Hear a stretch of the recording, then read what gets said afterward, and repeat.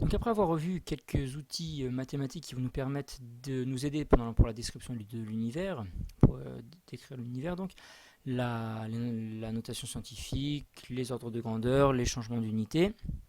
Après avoir posé la problématique, nous allons nous intéresser dans la suite de ce chapitre à la question que le son pose, à savoir où aller dans l'univers. Donc après avoir fait quelques calculs et déterminé les durées de voyage nécessaires pour aller sur différents astres, on se rend compte que les durées de voyage risquent d'être très très importantes si on souhaite s'éloigner du système solaire. Donc tout d'abord, avant de conclure sur la problématique où aller, je vous propose de renoter une définition de la vitesse que vous avez déjà rencontrée au collège. Donc la vitesse v, la durée du parcours delta t et la distance d parcourue sont liées par la relation v égale d sur delta t. La vitesse, vous pouvez l'indiquer si vous voulez vous en rappeler, la vitesse s'exprime en mètres par seconde, la distance en mètres et la durée du parcours en secondes. Lorsque vous voyez ce petit icône apparaître, donc vous cliquez sur le pause pour arrêter la vidéo pour prendre le temps de noter donc ici cette définition. Ensuite, nous avons vu lors de l'activité que l'on pouvait utiliser une autre unité pour mesurer des distances dans l'univers. Les distances étant tellement grandes pour éviter d'avoir à raisonner avec des nombres et des puissances de 10 très importantes, on utilise donc une nouvelle unité qui est l'année de lumière. Donc la vitesse de la lumière dans le vide, que l'on note c minuscule, est de 3 10 puissance 8 mètres par seconde. Donc la lumière en une seconde parcourt une distance de 300 000 km, distance très très importante. En une seconde, la lumière a le temps de faire plusieurs fois le tour de la Terre, ou un vaisseau qui se propagerait à la vitesse de la lumière, qui se déplacerait à la vitesse de la lumière, aurait le temps en une seconde de faire plusieurs fois le tour de la Terre. Les distances dans l'espace étant tellement grandes, il nous a fallu trouver une autre unité pour les exprimer, et cette autre unité, c'est l'année de lumière. Et donc cette définition à connaître, l'année de lumière est la distance parcourue par la lumière dans le vide en une année. Je vous laisse noter cette définition. Cliquez sur pause.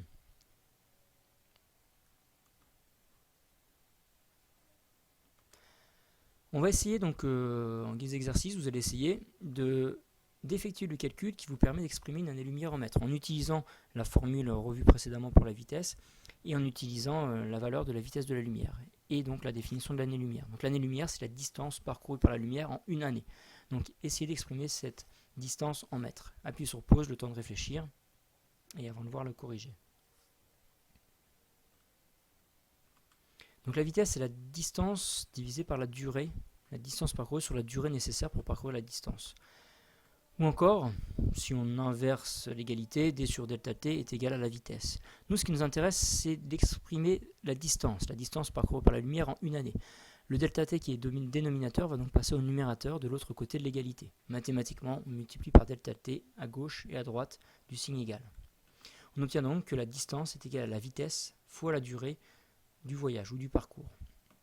On va donc faire l'application numérique, c'est-à-dire qu'on va remplacer les différentes lettres par leur valeur numérique. La vitesse, il s'agit ici de la distance parcourue par la lumière en une année. Donc la vitesse, c'est la vitesse de la lumière, 3 10 puissance 8 mètres par seconde. La durée du voyage, c'est 1 an. On voit que la vitesse est en mètres par seconde, donc l'unité de la durée va devoir être exprimée également en secondes. Donc une année, c'est aussi 365 jours. Un jour, c'est 24 heures, donc une année fois 365 jours fois 24 heures. Une heure, c'est 60 minutes. Et enfin, une minute, c'est 60 secondes. Donc cette durée égale à un an, c'est aussi 365 fois 24 fois 60 fois 60 secondes. Donc je vous laisse faire l'application numérique. Il va falloir vous forcer puisque je ne vais pas la donner ici.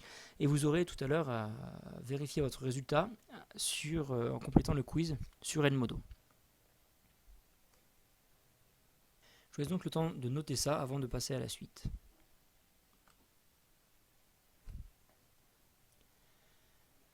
Donc grand 2, lumière et univers. Vous allez pouvoir coller le petit dessin que je vous ai distribué. Donc sur cette illustration, on va imaginer que la scène se passe exactement à l'instant où je vous parle, mais quelque part dans l'univers sur une autre planète. Il y en a donc des extraterrestres qui regardent la Terre et qui voient les terriens, en fait, la France vient de gagner la Coupe du Monde de football. Les extraterrestres voient donc la France telle qu'elle était en 1998. La question du second extraterrestre, c'est de se poser la question et de se demander à quelle distance est-ce qu'il se situe de la Terre.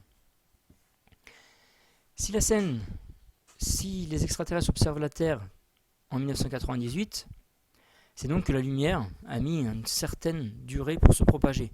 En l'occurrence, si la scène se passait en 98, imaginons donc la lumière qui s'en va en 98 de la Terre, elle est vue aujourd'hui en 2014. La lumière a donc mis 16 ans pour se propager depuis la Terre jusqu'à cette planète. Donc cette planète se situe à 16 années-lumière. On a exprimé une année-lumière en mètres précédemment, donc on peut retrouver la distance en mètres si l'on souhaite. Donc la lumière a mis 16 ans pour se propager depuis la Terre jusqu'à cette planète. Ces extraterrestres se situent à une distance qui est de 16 années-lumière.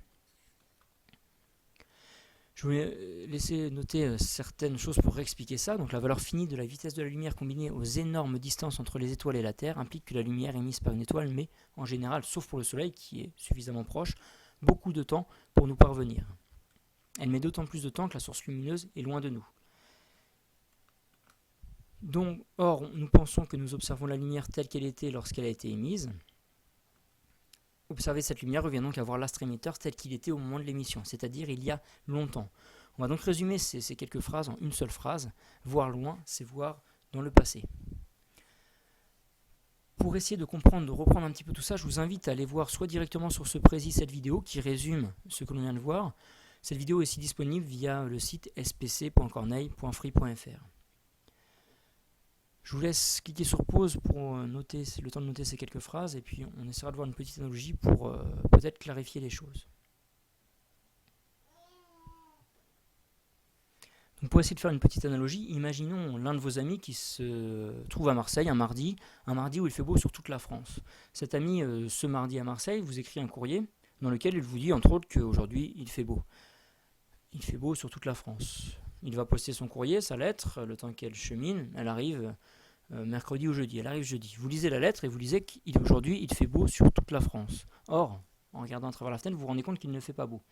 En fait, la lettre, le il fait beau, c'est une indication de la météo dans le passé il y a 2 jours. Dans le passé, parce qu'il a fallu le temps que la lettre arrive depuis Marseille jusqu'à chez vous, à Bois-Guillaume, Isnoville ou Rouen. Donc, la lumière, de la même manière que la lettre, vous donne une information de l'objet qui l'a envoyé. Le temps que la lumière se propage, il s'est passé du temps, 1 seconde, 1 jour, 2 jours, 1 an, 3 ans, etc. Vous avez l'image telle qu'elle était au moment où la lumière est partie. Donc ce que vous voyez, c'est ce qui se passait lorsque la lumière est partie. Le temps que la lumière se propage, on voit l'objet tel qu'il était dans le passé. Donc si on va chercher à voir des objets très très loin dans l'univers, on va les voir tels qu'ils étaient il y a très très longtemps. Donc, de la même manière, regardez le ciel la nuit, les étoiles la nuit. Certaines de ces étoiles n'existent peut-être plus actuellement. C'en est fini pour cette vidéo. Si vous avez raté certaines choses, vous pouvez la reprendre via le précis qui est directement accessible via SPC Corneille. Je vous invite à aller voir donc, cette vidéo qui est aussi disponible, qui résume un petit peu ce qu'on vient de faire, peut-être de manière un petit peu plus claire et imagée. Pour finir, donc, pour vérifier que vous avez compris les quelques points de ces 2 premières parties de ce chapitre Univers 1, vous devez donc aller sur Enmodo pour répondre au quiz qui est associé à ce chapitre.